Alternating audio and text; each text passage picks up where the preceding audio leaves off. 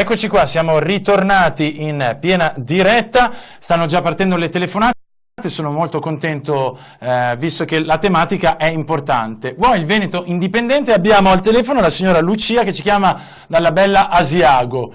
Lucia? Sì? Grazie per averci chiamato, le lascio la parola subito così non perdiamo tempo, se vuole fare una domanda al nostro ospite o opinare, prego. Prego signora Lucia, prego. Buonasera a tutti e due intanto. Grazie. Buonasera. Senta, niente, le stavo chiedendo una cosa soltanto. Come fa una signora di 64 anni vivere con 495 euro avendone 300 di mutuo? Signora, non lo so, è un miracolo infatti, le faccio i miei complimenti se ci riesce. Signora... Voleva dire solo questo, signora, come domanda? No, prego. Se il Veneto si tenesse le sue risorse, no, volevo dire che se il Veneto si tenesse le sue risorse, forse andrebbe meglio per me. Sì. E anche per mio marito che sta fallendo per la seconda volta nel giro di 10 anni. Se posso intervenire? Prego, prego. Signora, glielo confermo comunque. Io prego anche chi ci guarda di prendere informazioni, ma accedendo al sito il nostro sito che è plebiscito, www.plebiscito.eu. Ok? Allora lì ci sono una serie di considerazioni, di calcoli fatti non dai dilettanti ma da docenti universitari, qual è ad esempio il professor Lodovico Pizzati, che attualmente insegna economia alla Los Angeles State University in California, e dove dà dei numeri, dà delle cifre, no? E dice cosa si può fare con quei 20 miliardi di euro che è il nostro residuo fiscale annuo. Ebbene, una quota di quei 20 miliardi può servire a far sì che una pensione minima sia di almeno 1.000 euro al mese, ok? A questo serve quel residuo fiscale di cui abbiamo vitale bisogno di tornare in possesso. A questo serve. Le situazioni purtroppo come la sua, e ce ne sono parecchie qua in Veneto. È difficile fare questo tipo di lavoro perché poi sei vicino al cittadino e ti rendi conto di queste cose, e col lavoro che faccio 1000 volte mi è capitato di sentire. Abbiamo un'altra telefonata, veramente rimango sempre perché ci sono questi nostri anziani che non so veramente come riescano a... Pronto? Un'altra telefonata? Chi abbiamo? Buonasera, Valeria da Verona. Grazie Valeria per aver chiamato, io le lascio la parola. Sì, io volevo dire, intanto sottolineare il fatto che quei 2 milioni di veneti che si sono mossi non l'hanno fatto per puro egoismo di indipendenza economica, ma anche per un senso di giustizia, perché da troppi decenni, insomma, a questo Stato ci fossero che pagare colpe mai avvenute. Valeria, quindi lei do per scontato che ha partecipato? Signori presenti agli altri 10 saggi, insomma, firmatari del referendum, che vogliamo una nazione... Come?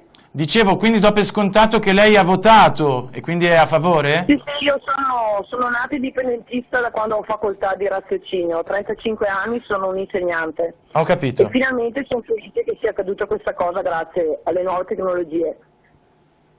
Ho capito, quindi E volevo aggiungere che la maggior parte dei veneti, soprattutto la mia generazione che abbiamo studiato e ci ritroviamo a fare lavori, insomma, adeguarsi a qualsiasi tipo di lavoro, vuole creare una nuova nazione che rappresenti la nostra cultura, i nostri valori e tornare ad essere il baluardo dell'Occidente, della civiltà e della libertà.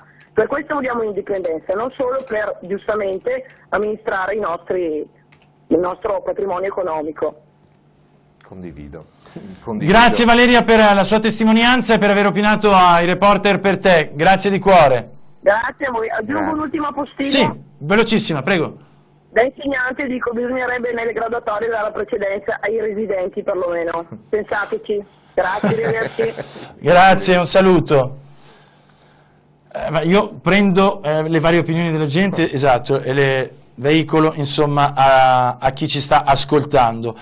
Contatti con altri indipendentisti mentre attendiamo altre chiamate, quindi si parlava di altre regioni che sono d'accordo e si stanno informando su come operare? Si stanno informando, anzi abbiamo reso disponibile a tutti l'utilizzo della piattaforma informatica sulla quale si è svolto proprio il referendum digitale, che è stata una conquista tecnologica non da poco, è un esperimento che è il primo che succede a livello planetario. Cosa abbiamo visto? Abbiamo visto che altri gruppi indipendentisti, altri popoli di questa penisola italica sono interessati ad utilizzare questa piattaforma. E quindi io faccio il nome di queste regioni: il Friuli Venezia Giulia, si sono già fatti avanti, la Sardegna piuttosto che la Sicilia, piuttosto che la Lombardia. La sete di libertà che ormai prende e stringe alla gola i popoli che abitano questa penisola ormai sta trovando la sua fonte. Allora mi vedete molto distratto, io vi chiedo scusa, ma logicamente faccio semplicemente da fruitore del servizio. Quindi abbiamo Daniele da Padova. Daniele, grazie per aver chiamato, a lei la parola. Io rimango qui, insomma, vi lascio, non faccio più il conduttore, prego Daniele. Sì, allora niente, volevo chiedere al suo ospite che appunto vive in studio da voi, per capire, ad esempio, tutto il personale dello Stato italiano che fine farà. Io sono un ex elettore dell'uso del PD e veramente ho capito che forse questa è l'unica strada, praticamente l'indipendenza. Volevo capire però tutto il personale dello Stato che fine farà, perché io purtroppo sono un dipendente statale italiano e sono un po' preoccupato da questa cosa. Volevo appunto che il suo ospite spiegasse questa. Certo, grazie per aver chiamato Daniele. Grazie, sì. Arrivederci. Grazie a lei, ottima Daniele. Domanda questa. So che ce ne sono molte altre, vediamo se riusciamo con il tempo. Provo a rispondere velocemente. Allora, non ci deve essere nessuna preoccupazione per i dipendenti adesso dello Stato italiano. Perché? Perché è normale che nel nuovo Stato Veneto ci sarà bisogno di che cosa? Delle forze di polizia, ci sarà bisogno dei medici, ci sarà bisogno dei trasportatori, nel senso dei trasportatori pubblici, ci sarà bisogno degli infermieri, ci sarà bisogno di tutte quelle strutture che attualmente già operano, ma semplicemente hanno un padrone diverso. Adesso lo Stato italiano, chiamiamolo padrone. Ecco, il datore di lavoro poi sarà la Repubblica Veneta, tutto lì. Gli unici vantaggi che avrete sarà l'aumento di stipendio, perché la riduzione delle tasse che ci sarà, dovuta sempre al fatto che non si dovrà più pagare sta marea, sta montagna di tasse in più allo Stato italiano, verrà riversata negli stipendi. Ecco che saranno i problemi che ci saranno. Stanno addirittura cercandoci in Skype, ci chiamano addirittura in diretta Skype. Bene.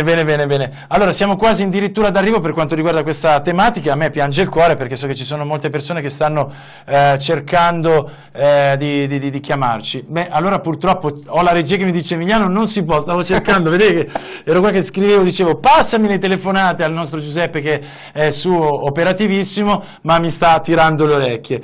Prometto qui ufficialmente che questa tematica verrà ritoccata da iReporter per te o dal gruppo editoriale TV7, perché vedo che è molto sentita dal cittadino e noi cerchiamo effettivamente di essere vicini al cittadino con il nostro impegno, quello che dovrebbero fare i giornalisti. Giuseppe, ahimè, obbedisco, mi viene da dire. Obbedisco. C'è anche l'indipendenza per quanto riguarda dai colleghi della regia? No, sto scherzando.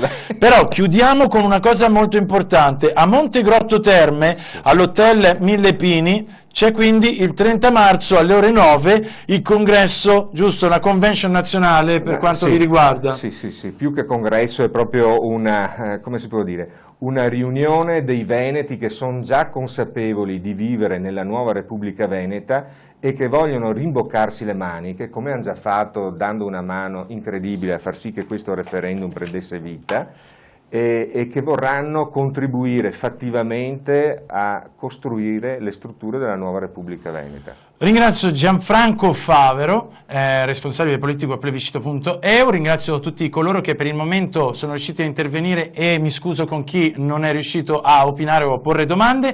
Sappiate che noi torniamo subito dopo le previsioni del meteo e la pubblicità con la discussione sulla spartizione dei migranti, quindi rimaniamo sempre nel nostro territorio con una spinosa appunto tematica.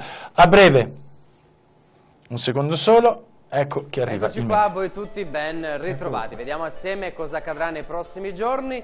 Torneremo su un clima più invernale, infatti nella giornata di mercoledì e giovedì avremo un'intensa perturbazione che abbraccerà buona parte della nostra penisola, le piogge maggiori, le nevicate soprattutto sull'Italia centrale, ma non mancheranno dei fenomeni anche sul nostro territorio. Infatti nella giornata di mercoledì prevediamo cielo generalmente nuvoloso al mattino, non sono previste precipitazioni significative, precipitazioni invece già dalla mattinata sull'Emilia Romagna, poi queste nuvole tenderanno a risalire verso il Veneto e verso il Trentino Alto Adige, nella seconda parte della giornata qualche piovasco sparso ed in serata coinvolgeranno soprattutto il Friuli Venezia Giulia con piogge e nevicate. Sull'arco alpino verso sera avremo qualche precipitazione in più con neve oltre i 600-700 metri, ma localmente anche sino a fondovalle. Vediamo le temperature minime comprese tra i 3 e i 7 gradi centigradi, venti di Bora con rinforzi sulla costa, più deboli invece nelle zone più interne. Vediamo le temperature massime poco al di sopra dei 10 gradi centigradi, quindi una giornata simil invernale. Per ora è tutto, buon proseguimento di giornata, arrivederci.